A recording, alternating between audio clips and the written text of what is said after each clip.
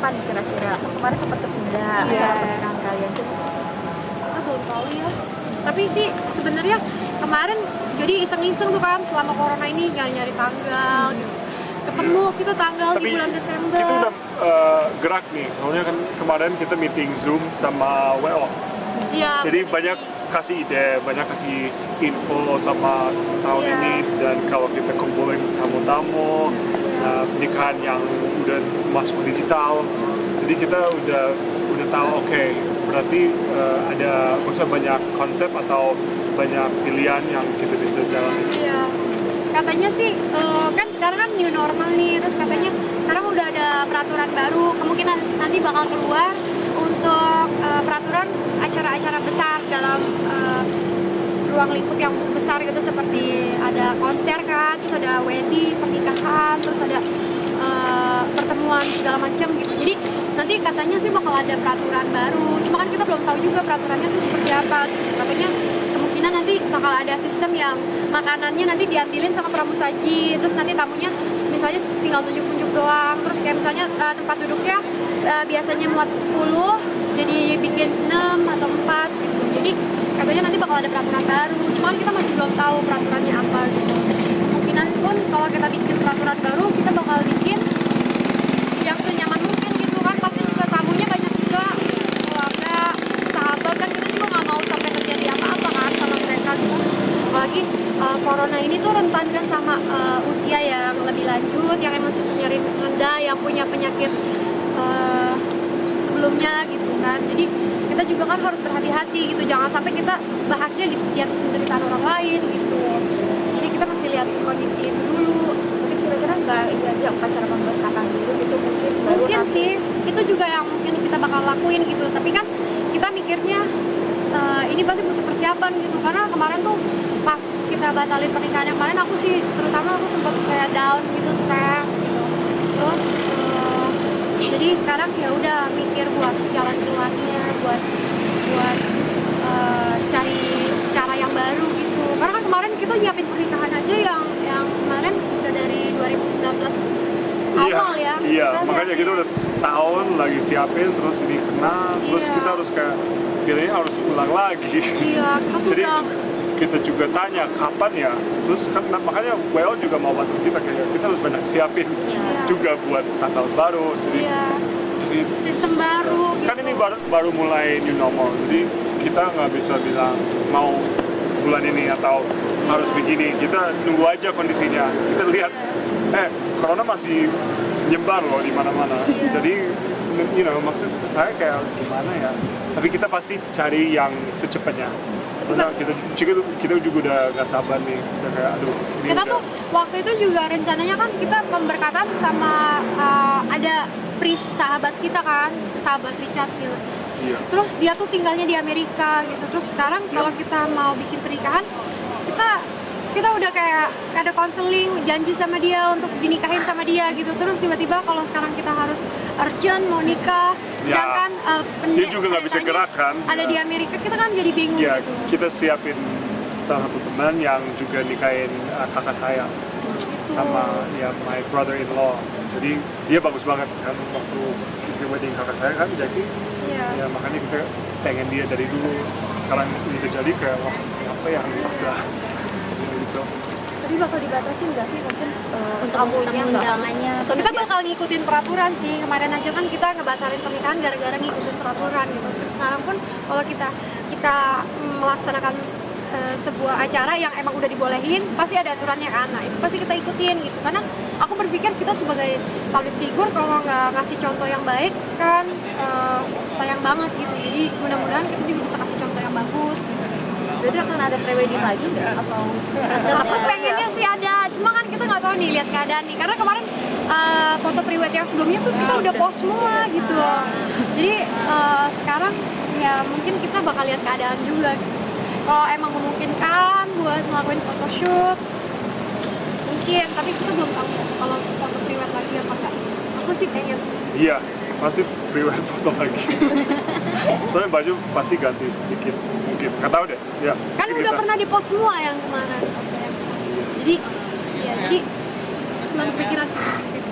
Tapi kalau baju nikahnya masih tetap yang itu atau Paling kalau misalnya ada kemarin sih kita meeting di Zoom gitu, ada sedikit perubahan, jadi aku mesti siapin satu baju ekstra gitu ya, mungkin ada tambahan lagi. tapi masih mau tetap di luar kota juga kan? Di Bandung, iya kan, soalnya udah lokasi, udah semuanya gitu, udah tinggal berangkat doang, seminggu sebelum wedding tinggal berangkat doang. Terus kalau kita sekarang nggak ngelakuin yang di situ sayang banget kan, udah keluar banyak gitu. Jadi ya udah, kita bakal tetap di Bandung dan di Bali. Temanya nanti seperti apa, Kak? Temanya kita kalau yang di Bandung sebenarnya tradisional sih. Aku pengen yang lebih ke arah Sunda gitu. Kan Richard ada darah Sundanya gitu.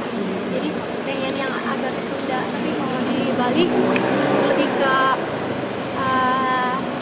international Bule wedding. gitu. Bule wedding. Karena kan Richard ada bulenya. Iya, emang boleh, Kak. Ya ada banyak teman sahabat juga bule. Mereka juga nggak, maksudnya belum pernah ke Indonesia kan, mungkin. Jadi kayak ya pasti. Ya kan sengaja di Bali juga biar mereka bisa menikmati Enjoy, ya. indahnya Bali gitu kan. Mereka udah banyak dengar soal Bali tapi belum pernah ke Bali. Jadi kemarin kita mikirnya adain di Bali juga gitu. Nah, terus katanya Richard pengen banget punya anak perempuan. Ya, itu gimana? Iya, kalau aku sih tergantung ya. Kalau misalnya kan istilahnya dulu pernah kecebur sekali gitu. Jadi sekarang kan nggak mau kecebur lagi gitu. Jadi Enggak, harus sah dulu. bukan kayak pengen banget, emang pengen. Cuman kalau kita ada pilihan buat next, pasti mau Iya, keluar. nanti kita Tapi punya kalau anak kita kalau dapet besok. cowok juga, nggak ada masalah juga. Iya. Tapi aku pengen, ya mungkin deh aku, ya nggak tahu mau, mungkin udah ketemu beberapa apa sih Anak cewek. Iya, yang lucu gemes, bikin aku tambah lagi ke girls are so beautiful. Dia bisa juga ditabung, bisa dipilih. Bisa juga sih. Iya. Kalau aku sih Hah? apa aja Enggak. sebenarnya, cewek, cowok. Kita itu dari Tuhan, jadi kita nggak ituin aja, tapi Iya. kita berharap aja. Iya. Nah kan ini kan memasuki new normal nih Kak. Kalau udah pada buka Kakak sendiri tertarik nggak sih ke mall di saat ini gitu? Untuk ke mall sih aku belum dulu sih. Kayak misalnya aku butuh sesuatu, aku kan sekarang udah zamannya online, tinggal on aplikasi online aja gitu. Enggak, soalnya kita kan gadisnya di Indonesia masih naik. Ya sekarang Di garisnya banyak negara juga. udah turun Iya. kan. Jadi itu intinya yang di negara lain itu udah aman, Iya. safe.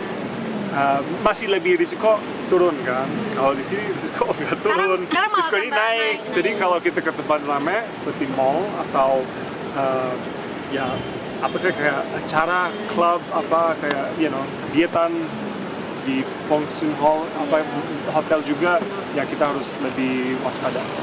Jadi ya mungkin kita nggak cepet gerak masuk ke mall. Pasti kangen sama mall, tapi ya kita bisa tahan sih. Tapi kan biasanya temen-temen ngajakin kongkong Iya. gitu ya. Iya. Kafe yuk gitu misalnya.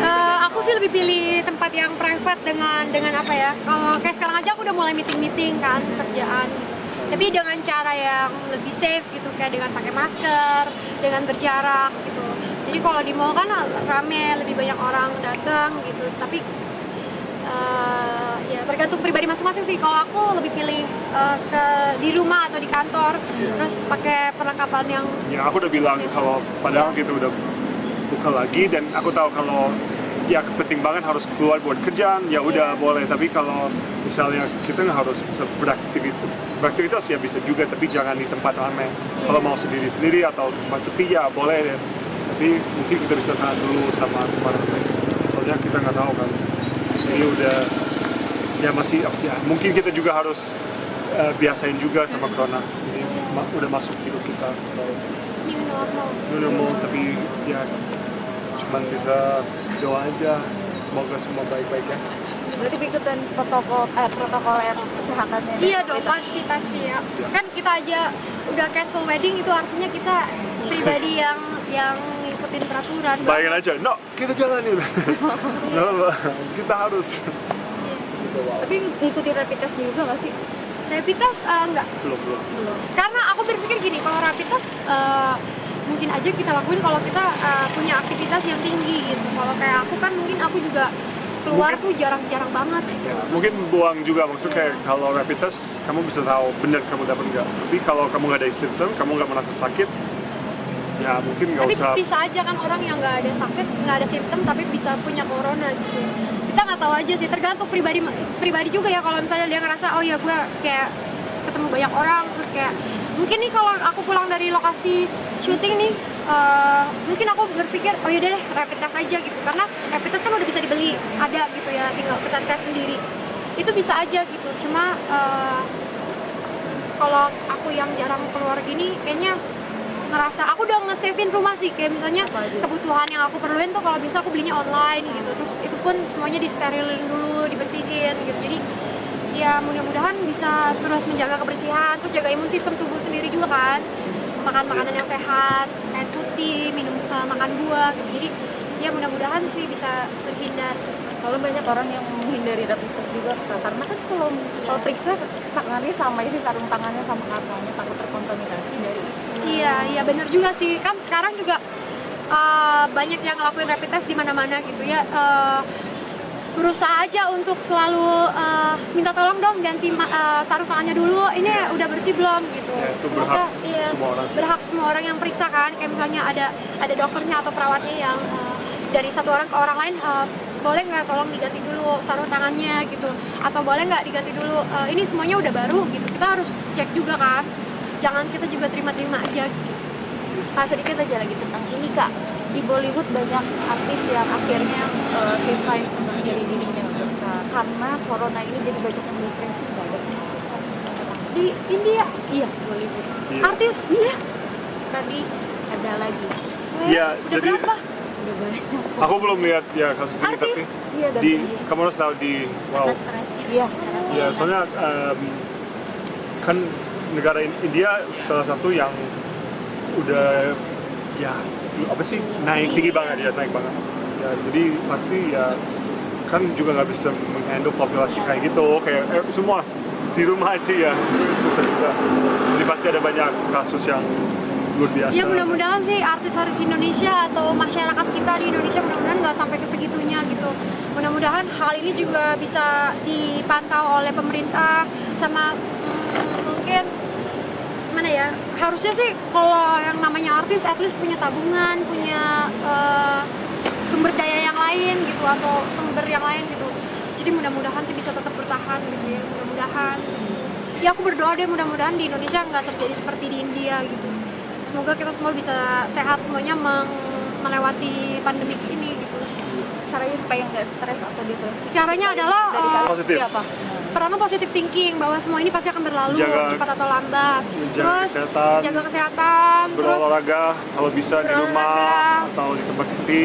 ya kalau bisa bermeditasi, katanya sih Ya. aku juga nggak bermeditasi tapi Tetap semangat. mungkin bisa membantu gitu, atau pokoknya isi hari-hari dengan hal-hal yang bahagia gitu. Kayak misalnya kalau kamu emang di rumah aja, kenapa nggak coba nonton film-film yang bikin kamu kayak dokumentaris, bikin kamu banyak belajar gitu. Banyak sih bisa diisi hal-hal positif gitu kan. Sekarang juga sosial media bisa dikencengin gitu, artis nggak perlu takut, coba kencengin aja sosial medianya, siapa tahu dapat kerjaan secara online, bisa ngelakuin itu dari rumah gitu kan, itu bisa aja terjadi gitu. Apalagi artis kan gampang gitu. Mudah-mudahan semuanya jangan sampai jalan buntu terus berbuat dosa gitu. Jadi mudah-mudahan bisa melewati ini kita sama-sama. Oke, siap. Terima Terima kasih.